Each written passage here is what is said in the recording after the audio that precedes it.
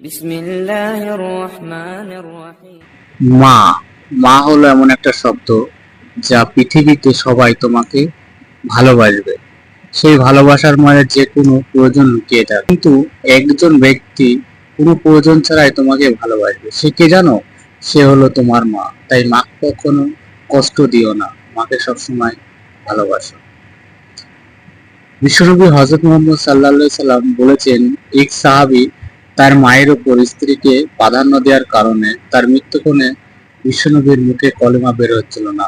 এতপর মা তাকে মাফ করে দিলে তার মুখে কলেমা উচ্চারিত হয়। এই জন্য মায়ের কত পাওয়ার দেখুন, মাই সব।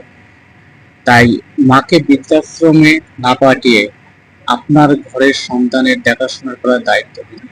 দেখবেন আপনার সন্তান দুনিয়ার সব থেকে ভালো বন্ধু খুঁজে পাবে।